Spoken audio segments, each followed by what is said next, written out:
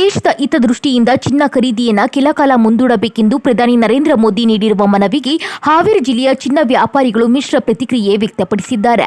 ಕೆಲವರು ಪ್ರಧಾನಿ ಕರೆ ದೇಶದ ಆರ್ಥಿಕ ಪರಿಸ್ಥಿತಿಗೆ ಅಗತ್ಯ ಎಂದು ಬೆಂಬಲ ವ್ಯಕ್ತಪಡಿಸಿದರೆ, ಸಣ್ಣ ವ್ಯಾಪಾರಿಗಳು ಮಾತ್ರ ಇದರಿಂದ ತಮ್ಮ ಬದುಕಿಗೆ ಸಂಕಷ್ಟ ಉಂಟಾಗಿದೆ ಎಂದು ಆತಂಕ ವ್ಯಕ್ತಪಡಿಸಿದ್ದಾರೆ. ಹಾವೇರಿಯ ಚಿನ್ನ ವ್ಯಾಪಾರಿ ಉದಯ ಕೋಡಿಕರ್ ಮಾತನಾಡಿ, ದೇಶದ ಹಿತಕ್ಕಾಗಿ ಪ್ರಧಾನಿ ನರೇಂದ್ರ ಮೋದಿ ಈ ಮನವಿ ಮಾಡಿದ್ದಾರೆ. ಚಿನ್ನ ಖರೀದಿಗೆ ಹೆಚ್ಚಿನ ಪ್ರಮಾಣದಲ್ಲಿ ಡಾಲರ್ ಅಗತ್ಯವಾಗುತ್ತದೆ. ಈಗಾಗಲೇ ನಮ್ಮ ದೇಶದ 1 ಲಕ್ಷ ಕೋಟಿ ಡಾಲರ್ಗಳನ್ನು ವೆಚ್ಚ ಮಾಡಿದೆ. ಮೊದಲು ರಷ್ಯಾದಿಂದ ರೂಪಾಯಿ ವಿನಿಮಯದಲ್ಲಿ ತೈಲ ಖರೀದಿ ಮಾಡಲಾಗ್ತಿತ್ತು. ಆದರೆ ಅಮೆರಿಕದ ಹೊಡೆತಕ್ಕೆ ಬಳಿಕ ಈಗ ಡಾಲರ್ ವಿನಿಮಯದಲ್ಲಿ ಖರೀದಿ ಮಾಡಬೇಕಾದ ಪರಿಸ್ಥಿತಿ ಬಂದಿದೆ. ಹೀಗಾಗಿ ದೇಶದ ಆರ್ಥಿಕ ಸಮತೋಲನ ಕಾಪಾಡಲು ಈ ರೀತಿಯ ಕರೆ ನೀಡಲಾಗಿದೆ ಎಂದು ಹೇಳಿದ್ರು.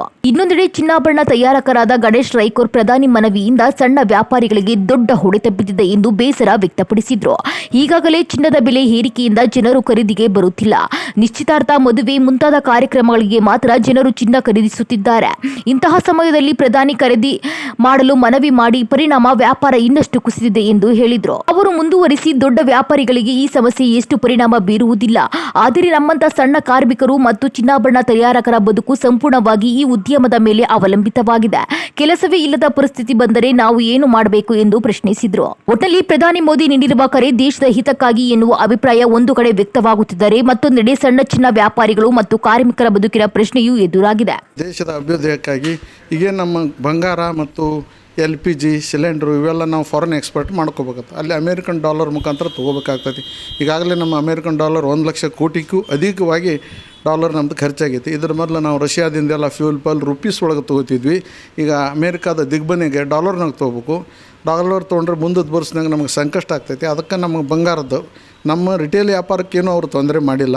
ಹೋಲ್ಸೇಲ್ ಏನು ಬಾಜಿಗಳು KG ಕ್ವಿಂಟಲ್ ತೊಗೊಳ್ಳೋರಿಗೆ 1 ವರ್ಷ ದೇಶಕ್ಕಾಗಿ ನೀವು ತ್ಯಾಗ ಮಾಡಿ ಹೆಚ್ಚಿನ ಎಕ್ಸ್ಪೋರ್ಟ್ ಮಾಡಬೇಡ್ರಿ, ತೊಗೋಬೇಡ್ರಿ ಅಂತ ಹೇಳ್ಯಾರ. ಬೆಳ್ಳಿ ಸಹ ಹೊರಗೆ ನಿಂತಿರೋದನ್ನು ನಿರ್ಬಂಧನ ಮಾಡ್ಯಾರ. ನಿಮಗೆ ರಿಟೇಲ್ ಏನೈತಿ ಮದ್ವೆ ಮುಂಜಿ ಅಂಥದಕ್ಕೆ ಯಾವುದಕ್ಕೂ ತೊಂದರೆ ಕೊಟ್ಟಿಲ್ಲ. ನಮಗೆ ಸಣ್ಣ ಪುಟ್ಟ ವ್ಯಾಪಾರಕ್ಕೆ ಯಾವುದೂ ರೀತಿ ತೊಂದರೆ ಆಗಿಲ್ಲ. ದೇಶಕ್ಕಾಗಿ ನಾವು ಸಿದ್ಧದೇವೆ. ದೇಶಕ್ಕಾಗಿ ದೇಶ ಮೊದಲು, ನಂತರ ದೇಶ ಇದ್ರೆ ನಮ್ಮ ವ್ಯಾಪಾರ ನಾವು ಬದುಕ್ತೇವೆ. ನಮ್ಮ ಸದೃಢ ಭಾರತ ಕಟ್ಟಲಿಕ್ಕೆ ಅನುಕೂಲ ಆಗ್ತೈತಿ ಅಂತ ನಂದು ಅನಿಸಿಕೆ. ಒಂದು ಮಧ್ಯಪ್ರಾಚ್ಯ ಆದಮೇಲೆ ಒಂದು 50% ಕಡಿಮೆ ಆಗೈತಿ ಇಷ್ಟು ದಿವಸ. ಮತ್ತು ಬಂಗಾರದ ರೇಟು ಸಹ ಜಂಪ್ ಆಗಿತ್ತು. ಮತ್ತು ರುಪೀಸ್ ವ್ಯಾಲ್ಯೂನು ಇವತ್ತು ಹೆಚ್ಚಿನ ಸಮೀಪ 100 ಸಮೀಪ ಬರ್ತಾ ಇದೆ. 95, 96 ಇದೆ. ಒಂದು 100 ರುಪೀಸ್ ಬರ್ತದೆ. ಯಾಕಂದರೆ ಇದು ಆದಷ್ಟು ಲಘು ಕೊನೆಗೊಂಡ್ರೆ ದೇಶಕ್ಕೆ, ಜಗತ್ತಿಗೆ ಎಲ್ಲದಕ್ಕೂ ಒಳ್ಳೆಯದು ಅಂತ ಆಶಯ. ಇದನ್ನು ಮತ್ತು ದೇಶಕ್ಕಾಗಿ ನಾವು ಕೊರೋನಾ ಟೈಮ್ನಾಗೂ ತ್ಯಾಗ ಮಾಡೇವಿ. ಈಗೂ ಸಹ ದೇಶದ ಅಭಿವೃದ್ಧಿಗಾಗಿ ಅವ್ರಿಗೆ ಕರೆಗೆ ಹೋಗ್ಕೊಟ್ಟು ನಮ್ಮ ವ್ಯಾಪಾರ ನಮ್ಮದು ನಡೀತೈತಿ. ದೇಶನೂ ಮೊದಲು ದೇಶ ಇದ್ರೆ ನಾವು ಸದೃಢವಾಗಿರ್ಬೋದು. ಅವ್ರಿಗೆ ಕರೆಗೆ ಕೊಟ್ಟು ಬಾಕಿ ಸಣ್ಣ ಪುಟ್ಟ ವ್ಯಾಪಾರ ನಮ್ಗೆ ಆಗ್ತೈತೆ. ನಮಗೇನು ಬದುಕಲಿಕ್ಕೆ ಏನು ತೊಂದರೆ ಇಲ್ಲ.